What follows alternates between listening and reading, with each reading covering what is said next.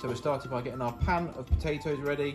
That's gonna start boiling for about 20 minutes. And then we're gonna get the tray of oil into the oven, preheated, ready for when the potatoes come out of the actual pan. Whilst the potatoes are boiling, we're gonna start prepping our crispy potato salad mixture. We're gonna start with a 50-50 or maybe 60-40 mayonnaise to Greek yogurt mix, depending on if you prefer a slightly richer mayonnaise taste or not. Dice up some of that flat leaf parsley, dice up your red onion, like so, and then add that to your mayonnaise and yogurt mix. Repeat the process for the red pepper, the cucumber and the tomatoes, like so, and then add that to the mayonnaise and Greek yogurt mix. So now we're going to add a couple of teaspoons of the actual mustard. I'm going to put in 3 heaped teaspoons just because of how much mixture I've got in there. Now we can give these a good mix before we put it in the fridge to keep cool. Now the potatoes have boiled, we're going to drain them off and leave them to cool for a couple of minutes before we actually mash them up a little bit. So after they've cooled down a little bit, we're going to get them into the tray of hot oil. Just be careful when the oil splashes back when you pour the potatoes in. We're going to mash them up to this sort of state where it's not completely mashed, but all the skin's broken, all broken up into little bits. And then we're going to spritz it with a bit of oil, and then we're going to pour over our paprika. So preferably smoked paprika.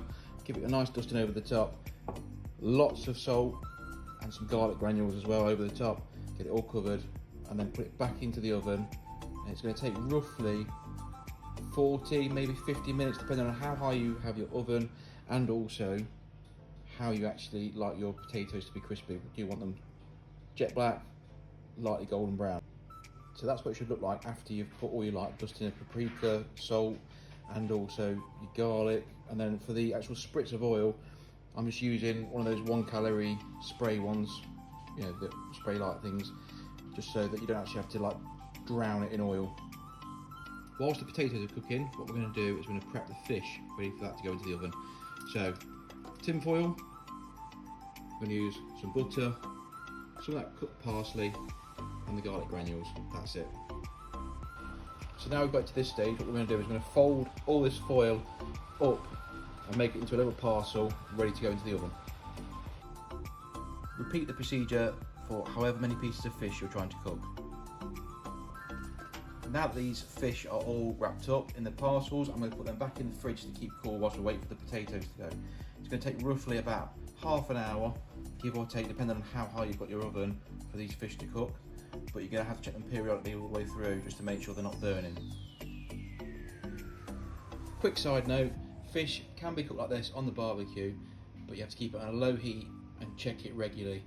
Also, if you don't want to use butter, you can change that for olive oil, and again, you just need to make sure you keep an eye on whether or not the fish is drying out.